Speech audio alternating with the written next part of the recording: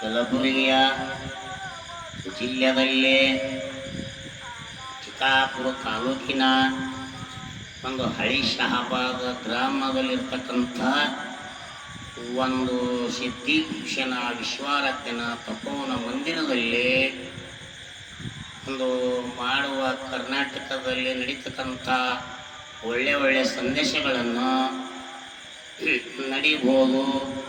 ಆದ್ರೂ ಕೂಡ ಈ ರಾಜ್ಯದಲ್ಲಿ ಒಬ್ಬ ದೊಡ್ಡ ವ್ಯಕ್ತಿ ಅನಿಸ್ಕೊಂಡಂಥವ ಯಾರಂತ ಕೇಳಿದಾಗ 7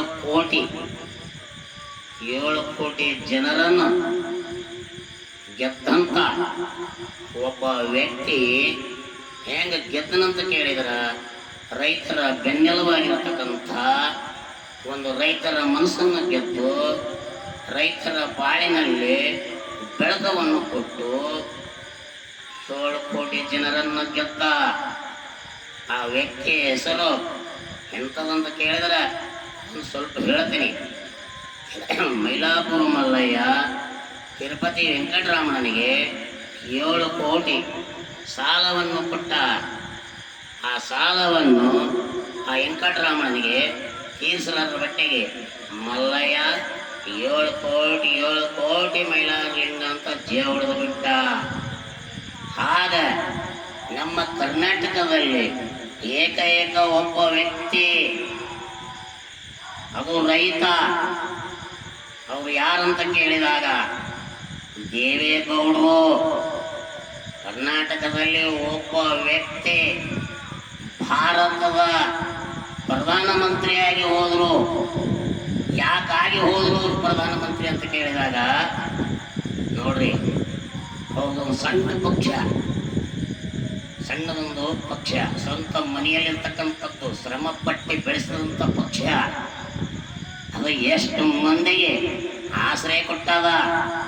ಹೆಂಗ ಆಶ್ರಯ ಕೊಟ್ಟದ ಅಂತ ಕೇಳಿದಾಗ ಆ ಮನೆತನದೊಳಗೆ ಕೆಲವೊಬ್ಬರು ರಾಜಕಾರಣಿಗಳು ಅಲ್ಲೆಲ್ಲ ಬೆಳೆದು ದೊಡ್ಡವರಾಗಿ ಎಷ್ಟೋ ಮಂದಿ CMರಾಗ್ಯಾರ, ಮಿನಿಸ್ಟರ್ಗಳಾಗ್ಯಾರ.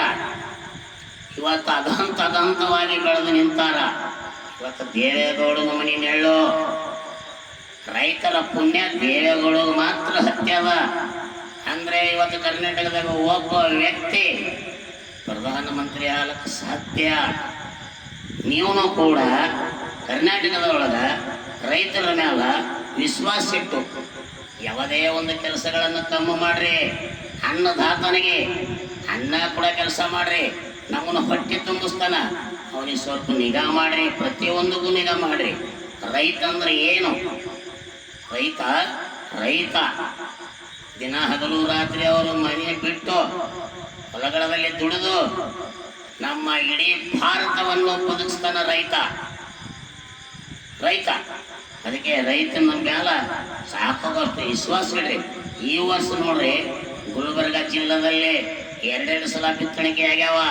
ಪೂರಾ ಹಾಳಾಗಿ ಹೋಗ್ಯಾವ ಬೆಳೆಗಳು. ಇನ್ನೊಂದು ಬಿಡಲಾಗ್ಯದ ಮಳೆ. ಬಿಡು, ನಿಮ್ಮ ಕರ್ನಾಟಕ ಸರ್ಕಾರದೂ ತಪ್ಪಲ್ಲ, ಯಾವ ಜನರನ್ನು ತಪ್ಪಲ್ಲ. ಪರಮಾತ್ಮ ಮಾಡಿದ್ದದ, ಪರಮಾತ್ಮ ಮಾಡ್ಯಾನಂತ ಅಂತ ತಿಳ್ಕೊಂಡು ನೀವು ಬಿಡಬೇಡ್ರಿ. ನೀವು ಒಂದು ರಾಜ್ಯ, ಒಂದು ಭಾರತ ಭೂಮಿಯ ಮೇಲೆ, ಇದೇ ಭೂಮಿ ಮೇಲೆ ಕುಂತು ಇದೇ ರಾಜಕೀಯನ್ನು ಮಾಡ್ತೀರಿ. ಅದೇ ಭೂಮಿಗೆ ಸ್ವಲ್ಪ ಪರಿಹಾರ ಕೊಟ್ಟು ಪುಣ್ಯ ಕಟ್ಕೊಂಡು ಬಿಡ್ರಿ. ರೈತರ ಕಣ್ಣನ್ನು ರಕ್ತ ಬರಲ್ಲ. ಚಲೋ ಒಳ್ಳೆ ನೀರುಗಳನ್ನು ತಂದಂಗಾಗ್ತದೆ. ನೀವು ಈ ಕೆಲಸ, ಎಲ್ಲ ಕೆಲಸ ಬಿಟ್ಟು ಈ ಕೆಲಸ ಮೊದಲು ಮಾಡಿ. ಹೌದನ್ಸರಿ, ಮುಂದಿನ ದಿನಗಳಲ್ಲಿ ನೀವು ಮತ್ತ ರಾಜಕಟ್ಟಿ ಆಳಬಹುದು ಅಂಥೇಳಿ 2 ಮಾತುಗಳನ್ನು ಹೇಳಿ ನನ್ನ ಮಾತುಗಳನ್ನು ಮುಕ್ತಾಯ ಮಾಡ್ತೀನಿ.